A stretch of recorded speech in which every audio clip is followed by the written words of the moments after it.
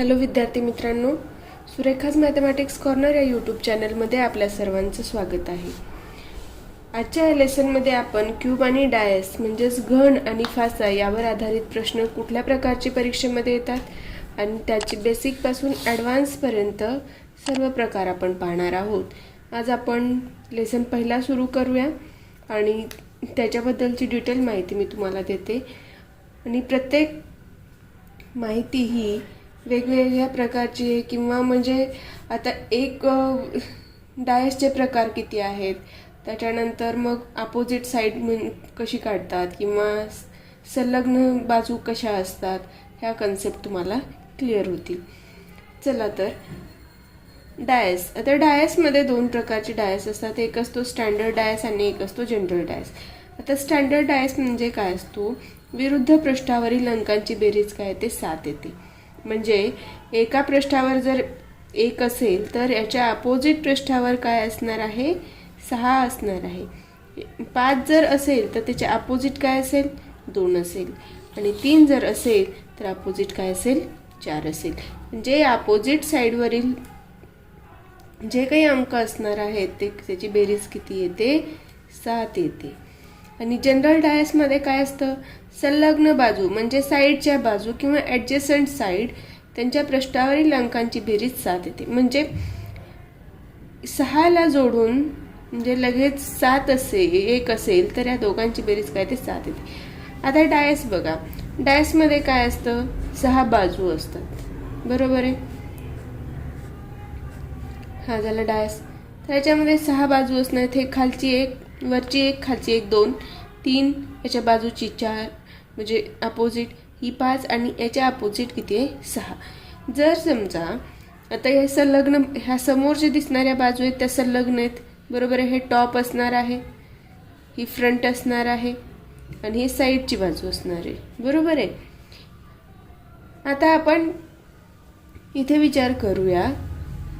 इथे जर समजा 5 असेल आणि इथे 2 असेल तर जनरल डायसमध्ये काय झालं, ह्या 2 संलग्न बाजू यांची बेरीज किती होते, 7 होते.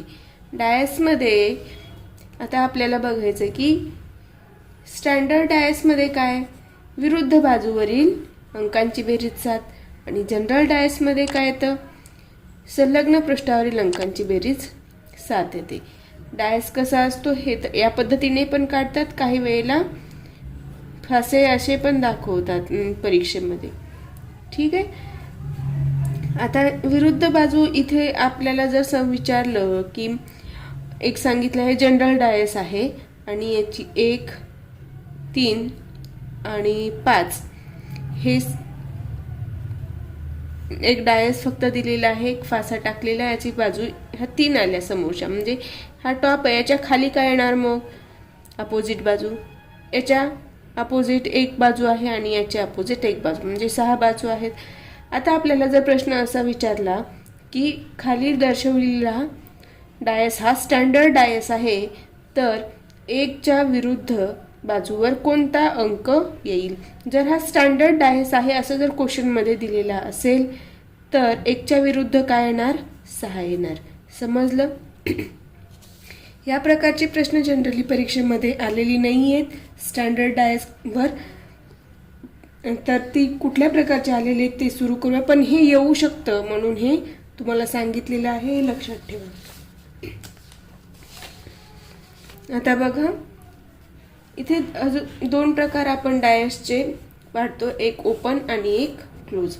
ओपनमध्ये काय असतं, याची रचना अशी असते, हे जे आहे ते काय केलेलं आहे, याच्या बाजू उलगडवून ठेवलेल्या आहेत. जसं काडीपेटी बघा, काडीपेटीच्या पण बाजू सगळ्या जर असं जोडलेल्या असतात, त्या जर खोलल्या तर काय दिसतं, तो ओपन डायस होतो. त्याच प्रकारचा हा ओपन डायस आहे, हा काय क्लोज डायस आहे. समजलं दोन्हीमधला फरक. क्लोज डायसमध्ये इथे आपलं म्हणजे ठोकळ्यासारखी रचना असते आणि हाच ठोकळा इथे काय असतो, उघडा केलेला असतो. आता बघा इथे काय कसं धरायचं, ही DAFC आणि BE असं हे डायस आहे. हा कुठला डायस आहे, ओपन डायस आहे, बरोबर आहे. आता इथे काय असतं, Aच्या विरुद्ध असते C डीच्या विरुद्ध असतो एफ आणि उरलेलं काय बी आणि ई याच्या विरुद्ध असतं ए. पण आता संलग्न काय काय येणार मग? ह्या संलग्न बाजू येऊ शकतात डी बी ए. इथे त्यांनी एक ठोकळा बनवलाय फासा, ते टाकल्यानंतर ह्याच्या संलग्न बाजू काय आलेल्या आहेत डी ए बी आणि दुसऱ्या संलग्न बाजू काय दाखवलेले आहे ई एफ सी. आता इथे बघा हा जो डायस आहे हे तर टॉपला येईल किंवा बेसला येईल, ते इथे टॉपला दाखवलेलं आहे. समजलं? म्हणजे इथे एक तर ह्या संलग्न बाजू होतील किंवा ह्या संलग्न बाजू होतील. आता जनरली क्लोज डायसवर जास्त प्रश्न आलेले आहेत, ती कशी सॉल्व करायची ते बघूया. प्रत्येक प्रकारचा म्हणजे 2-3 प्रकारचे गणित आहेत क्लोज डायसवर, ते तुम्हाला स्टेप बाय स्टेप समजून सांगते.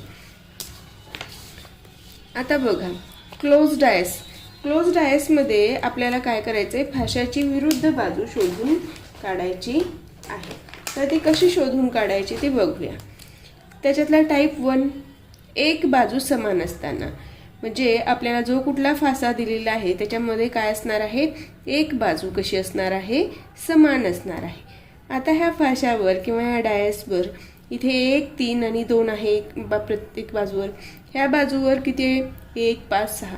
इथे कुठली बाजू समान आहे किंवा कुठला घटक समान आहे, एक समान आहे. इथे एक आहे, इथे एक आहे, बरोबर आहे. तर काय करायचं, इथे एक लिहून घ्या आणि याच्या खालच्याचं एक लिहून घ्या. आता याच्या पुढची काय आहे, घड्याळाच्या काट्याप्रमाणे फिरायचं. नंतर कसं फिरायचं, क्लॉकवाईज. जी कुठली कॉमन इथे जर असतं तर इथे काय झालं असतं, इथून सुरुवात झाली असती. घड्याळाच्या काट्याच्या प्रमाणात फिरा.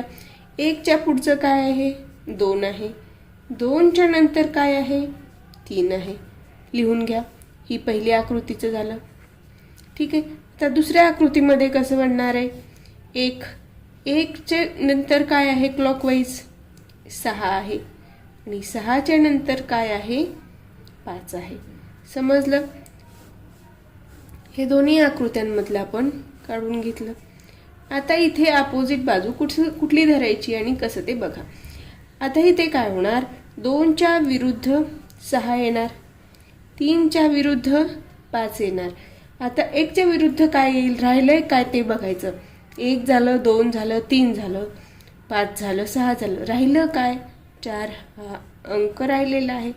तर 1च्या अपोजिट काय येणार 4 हा अंक त्या पृष्ठावर येणार. समजलं?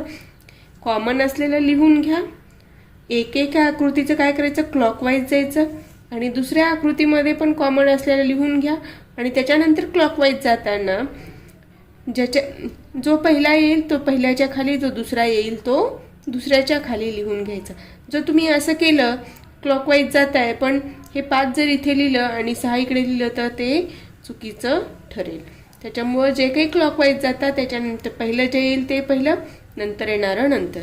दुसऱ्या ह्याच्यामध्ये पण क्लॉकवाईज जाताना काय, कॉमनच्या खाली कॉमन, त्याच्यानंतर क्लॉकवाईजचं फर्स्ट जे येईल ते पहिल्याच्या खाली आणि दुसरं जे येईल ते दुसऱ्याच्या खाली.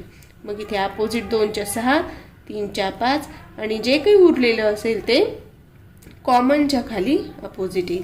आता इथे पुढचं गणित बघूया. आता बघा इथे काय आहे 4, 6 आणि 3. इथे काय 6, 2 आणि 5.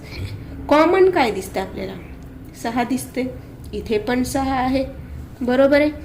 आता पहिल्या आकृतीमध्ये काय कॉमन आहे, दुसऱ्या आकृतीत काय कॉमन आहे 6 आणि 6. आता ह्या पहिल्या आकृतीचं कॉमन नंतर क्लॉकवाईज जायचं म्हणजे घड्याळाच्या काट्याप्रमाणे. घड्याळाचा काटा कसा फिरतो असा. मग 6 नंतरचा पहिल्या ह्याच्यानंतर काय येतं 4 येतं. 4 नंतर काय आलेलं आहे 3 आलेलं आहे. लिहून घ्या. आता दुसऱ्या आकृतीमध्ये बघा 6 नंतर घड्याळाच्या काट्याप्रमाणे फिरताना काय येणार 2 येणार. ते पहिल्याच्या खाली लिहून घ्या. पहिल्या आकृतीमध्ये पहिलं जे आलं क्लॉकवाईजमध्ये त्याच्या खाली आणि 2 नंतर काय येणार 5 येणार. समजलं? आता बघा 4चा अपोजिट 2 आलं, 3चा अपोजिट 5 आलं, मग 6च्या अपोजिट काय येईल, राहिलंय काय 2 झालं, 3 झालं, 4 झालं, 5 झालं, राहिलंय काय 1. तर 6च्या अपोजिट काय येणार? 1 हा अंक त्या पृष्ठावर येणार. समजलं कसं काढायचं ते? क्लॉकवाईज जायचं हे लक्षात ठेवायचं. आता पुढचं प्रकार बघूया.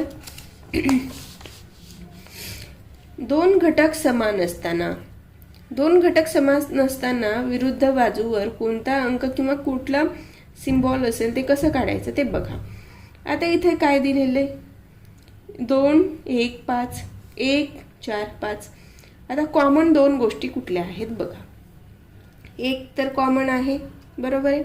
इथे पण 1 कॉमन आहे, इथे 5 कॉमन आहे, इथे पण 5 कॉमन आहे. मग पहिल्या आकृतीमध्ये आणि दुसऱ्या आकृतीमध्ये शिल्लक काय राहते ते लिहून घ्या. पहिल्या आकृतीमध्ये शिल्लक काय राहिलं? अनकॉमन, म्हणजे कॉमन नसलेलं काय राहिलं? 2. आणि दुसऱ्या आकृतीमध्ये कॉमन नसलेलं काय आहे? 4 आहे. तर इथे आपल्याला मिळतं 2च्या विरुद्ध पृष्ठावर काय येतो? 4 हा अंक येतो. लक्षात आलं? पण आपण इथे निश्चितपणे सांगू शकतो का 1च्या अपोजिट साईडला कोण आहे? 1च्या अपोजिटला कोण आहे सांगू शकतो? किंवा 5च्या अपोजिटला कोण आहे सांगू शकतो का? निश्चितपणे सांगू शकत नाही. पण हे किंवा ते काय असेल हे सांगू शकतो. आता बघा 1 इथे काय होणार? अपोजिट निश्चितपणे म्हणजे हेच आहे हे आपण सांगू शकत नाही दोन्ही कंडिशनमध्ये. पण 1च्या बाजूला काय काय आहे बघा. पहिल्या आकृतीमध्ये कोण आहे? ॲडजेसंट साईड. इथे 1च्या ॲडजेसंट म्हणजे संलग्न बाजूवर काय? 2 आहे, 5 आहे. इथे काय? 5 आहे, 4 आहे. म्हणजे 1च्या संलग्न बाजूवर 2 आहे, 5 आहे, 4 आहे. राहिलं काय? 1, 2, 3 राहिलं, 4 आणि 5 आणि 6.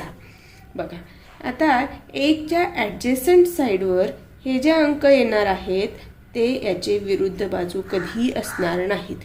काय होऊ शकतं मग? 3 किंवा 6 हे 1च्या विरुद्ध बाजूवर असणार. जर प्रश्नात असं असेल की निश्चितपणे न विचारता ऑप्शनमध्ये पण जर असेल A और B, C और D, तर त्यावेळेला या प्रकारे तुम्हाला उत्तर काढायचं आहे. कधीही लक्षात ठेवा ॲडजेसंट साईड ह्या कधीही अपोजिट साईड होत नाहीत. म्हणजे काय?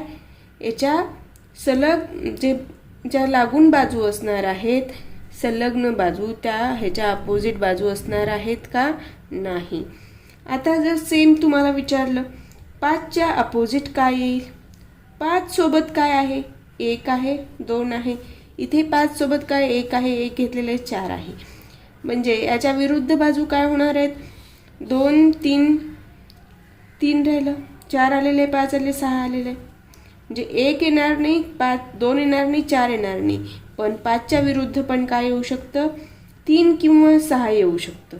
म्हणजे या दोन्हीपैकी 1च्या विरुद्ध काहीतरी असणार आहे आणि 5च्या विरुद्ध काहीतरी असणार आहे. पण तुम्ही निश्चित सांगू शकणार आहे का 1च्या अपोजिट 3 आहे की 6 आहे? इथे नाही सांगू शकणार. 5च्या अपोजिट काय आहे हे तुम्ही सांगू शकणार आहे का? 3 किंवा 6 आहे? नाही. तर आपण इथं निश्चितपणे सांगू शकत नाही. पण जर ऑप्शन असतील ऑरमध्ये तर तुम्हाला या दोन्हीपैकी एक उत्तर पिक करायचं आहे. लक्षात आलं? आता पुढचं एक उदाहरण बघूया.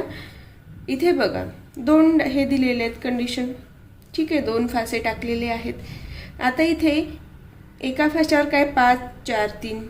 दुसऱ्या फाशावर काय? 4, 3, 6. आता कॉमन काय आहे? कॉमन काय आहे दोन्हीमध्ये? 4 आहे, 3 आहे, बरोबर आहे. दुसऱ्या विजेमध्ये पण काय कॉमन आहे? 4 आहे, 3 आहे. मग उरलं काय? 5. आणि इथे दुसऱ्या ह्याच्यात काय उरलं? 6. म्हणजे 5च्या अपोजिट काय येणार आहे? 6 येणार आहे. पण जर आता ॲडजेसंट साईड आपण काढल्या तर 5च्या ॲडजेसंट साईड काय आहेत? 4 आहे, 3 आहे, बरोबर आहे. इथे ह्या 5च्या अपोजिट साईड कधी होणार आहेत का? नाही. ॲडजेसंट साईड कधीच अपोजिट साईड होणार नाहीत. समजलं? पण इथे जर विचारलं की 4च्या अपोजिट नेमकं काय येतं, तर आपण सांगू शकणार आहे का? नाही. पहिल्या गणितात पाहिल्याप्रमाणे 4च्या सोबत कोण कोण आहे ते बघा. 5 आहे, 3 आहे आणि दुसऱ्या आकृतीत 6 आहे. हे 3 सोडून एकतर 1 असणार आहे किंवा 2 असणार आहे. तर 4च्या अपोजिट काय असणार आहे? 1 किंवा 2 हा अंक अपोजिट बाजूवर असणार आहे. पण आपण 1 असेल की 2 असेल हे निश्चितपणे सांगू शकत नाही. तसंच 3च्या ॲडजसंट कुठल्या आहेत? 4 आहे, 5 आहे आणि इथे दुसऱ्याच्यामध्ये 6 आहे. ह्या तिन्ही बाजू त्या 3च्या विरुद्ध असणार नाहीत. म्हणजे इथे काय उरतं? 1 किंवा 2 उरतं. म्हणजे 3च्या विरुद्ध बाजूवर एकतर 1 असेल किंवा 2 असेल. पण आपण निश्चितपणे इथे सांगू शकत नाही. लक्षात आलं? ऑरमध्ये कसं काढायचं? आणि 2 कॉमन असताना जे अनकॉमन आहे त्याच्या व्यतिरिक्त उरलेलं जे असणार आहे, इथे 5 उरलं, इथे 6 उरलं, तर 5च्या विरुद्ध 6 किंवा 6च्या विरुद्ध 5 असं आपण सांगू शकतो. आता बघा पुढचा टाईप बघूया. एकही घटक समान नसताना. आतापर्यंत आपण पाहिलं एक घटक समान असताना कसं क्लॉकवाईज जायचं आणि क्लॉकवाईज जाताना पहिलं जे येईल ते पहिल्यांदा, दुसरं येईल ते दुसऱ्यांदा आणि दुसऱ्या फासाचं पण काय करायचं? कॉमन नंतर पहिलं जे क्लॉकवाईज येतं ते पहिल्याच्या खाली, दुसरं क्लॉकवाईज येतं ते दुसऱ्याच्या खाली लिहून घ्यायचं आणि त्याच्यानुसार अपोजिट साईड काढायच्या. आणि 2 घटक समान असताना कसं काढायचं ते आपण नंतरच पाहिलेलं आहे. आता आपण टाईप 3 बघूया. एकही घटक समान नसताना. आता बघा, जर डायसच्या पृष्ठावर अंक किंवा नंबर्स असतील तर काय? ॲडजेसंट साईडची बेरीज करून बघावी. काय करायचं? ॲडजेसंट साईडची बेरीज करून बघायचं आणि त्यावरून ठरवायचं की तो जनरल डायस आहे की स्टँडर्ड डायस. स्टँडर्ड डायसमध्ये अपोजिट साईडची बेरीज किती येते? 7 येते. आणि जनरल डायसमध्ये ॲडजेसंट साईडची बेरीज किती येते? 7 येते. हे तुम्हाला मी पहिल्यांदा सांगितलेलं आहे. त्याचा उपयोग तुम्हाला इथे पुढे होणार आहे. जर डायसच्या पृष्ठावर अल्फाबेट किंवा सिम्बॉल असतील तर कसं करायचं मग? बघा आता इथे बघूया. पहिलं गणित 1, 2 आणि 3 आहे एका डायसवर आणि दुसऱ्यावर काय? 6, 5, 4 आहे. तर आपल्याला काढायचे 1च्या विरुद्ध पृष्ठावर काय येईल. आता बघा 1च्या विरुद्ध पृष्ठावर म्हणजे इथे कॉमन काही आहे का? नाही आहे. बरोबर आहे. आता तुम्ही बघा 1 आहे, इथे 2 आहे, इथे 3 आहे. 1 आणि 2ची बेरीज करून बघा किती आली? 3 आली. 2 आणि 3ची बेरीज करून बघा 5 आली. इथे 6 आणि 4ची बेरीज केली तर 10 आली. 5 आणि 4ची केली 9 आली. 6 आणि 5ची केली 11 आली. म्हणजे इथे ॲडजेसंट साईडची बेरीज 7 येते का? नाही. ॲडजेसंट साईड ची बेरीज येते का किती? 7 नाही येत. बरोबर आहे. म्हणजे हा डायस कसा असणार आहे? स्टँडर्ड असणार आहे. म्हणजे 1च्या विरुद्ध काय येईल? 6 येईल. 2च्या विरुद्ध काय येईल? 5 येईल. 3च्या विरुद्ध काय येईल? 4 येईल. आलं लक्षामध्ये? जर हा इथे स्टँडर्ड डायस असेल तर. आता बघा इथे जर आपण 1च्या ह्यात जर जनरल डायस असता तर आपण काय केलं असतं? 1च्या संलग्न बाजू काढून घ्या. म्हणजे सोबतच्या 1च्या संलग्न काय? 2 किंवा 3 आहे. बरोबर आहे. ह्या बाजू कधी अपोजिट असतात का? नाही. ॲडजेसंट साईड नेवर अपोजिट साइड्स. मग ह्या अपोजिट साईड असणार आहेत का? नाही. बरोबर आहे. उरतं काय मग? एकतर 6 उरलं, 5 उरलं किंवा 4 उरलं. म्हणजे 1च्या अपोजिट साईडवर काय असणार आहे? एकतर 6 असेल, 5 असेल किंवा 4 असेल. आपल्याला कन्सेप्ट माहिती नाही आहे स्टँडर्ड डायसची.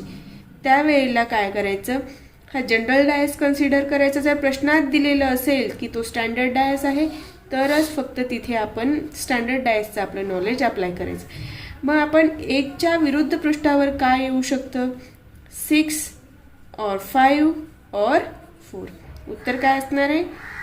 6 किंवा 5 किंवा 4. समजलं? जर तिथे अल्फाबेट असतील तर कसं करायचं ते बघ.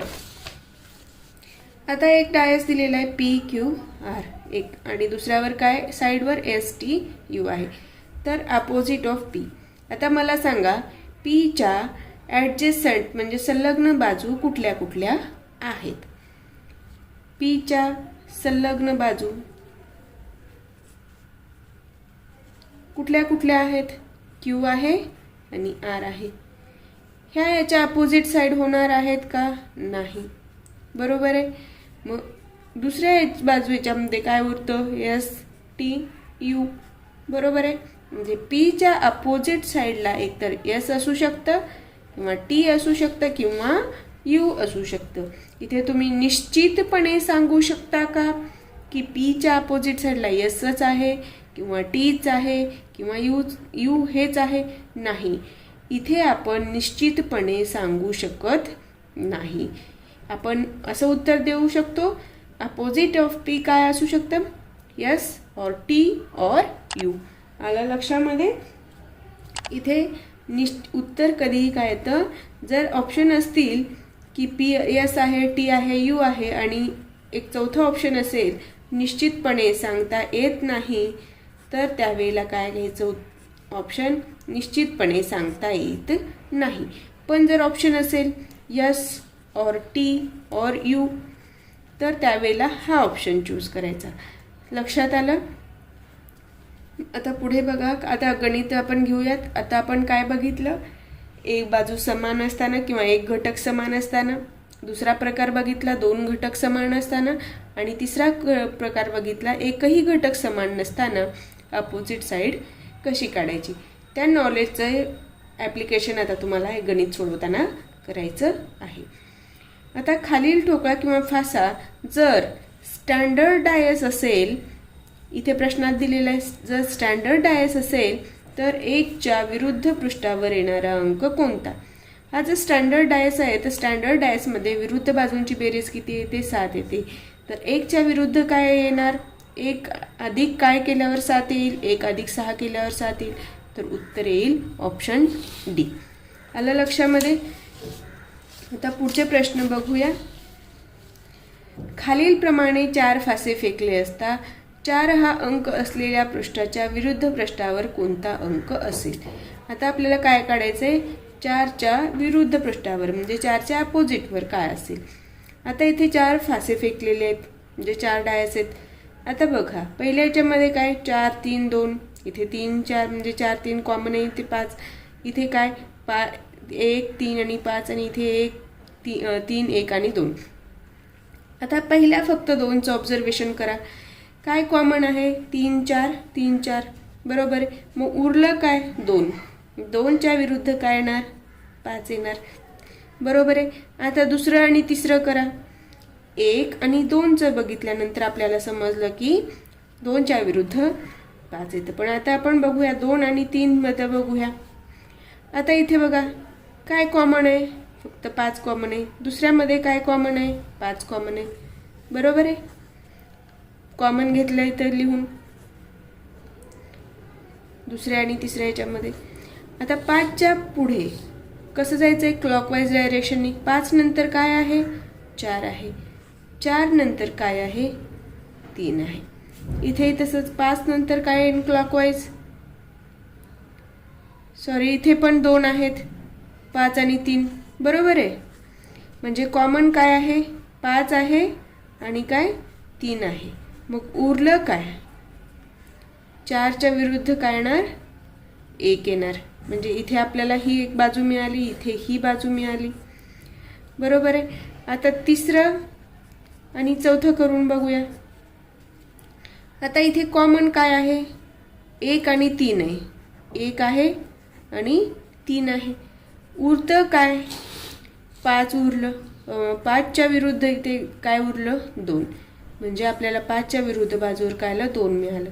पण आपल्याला काढायचं काय? 4च्या विरुद्ध बाजूवर काय? 4च्या अपोजिट साईडला काय येतं? 1 हा अंक येतो. आलं लक्षात? म्हणजे तुम्हाला इथे एकच कॉमन असलेली गोष्ट कुठेही मिळालेली नाही आहे. फक्त इथे काय प्रत्येक ह्याच्यामध्ये 2-2 कॉमन आहेत. इथे बघा, हे 4-3, इथे 4-3, इथे 5 आणि 3, इथे 5 आणि 3. इथे जर बघितलं तर 1 आणि 3 आणि 1 आणि 3, 2-2 याचं जर कंपॅरिझन केलं तर तिथे या पद्धतीने उत्तर तुम्हाला काढायचं आहे. किंवा दुसरं एक ऑप्शन आहे तुम्हाला की फक्त 3 कॉमन असलेले 2 घ्या, एकच कॉमन येईल असे 2 फासे घ्या. कुठलेही एकच कॉमन असलेल्या गोष्ट, आता 1 घेतला आणि हा 3 नंबरचा, ठीक आहे, 1 आणि 3 नंबरचा फासा बघा. याच्यामध्ये काय कॉमन आहे? 3 कॉमन आहे, बरोबर आहे. 3च्या नंतर याच्या पुढचं काय येणार? क्लॉकवाईज 4 येणार. 4 नंतर काय येणार? 2 येणार. इथे बघा 3 नंतर काय? 1 आहे. 1 नंतर काय? 5 आहे. इथे पण तेच उत्तर आलं तुमचं. 4चे अपोजिट 1 आलं इथे, 2च्या अपोजिट 5 आलं.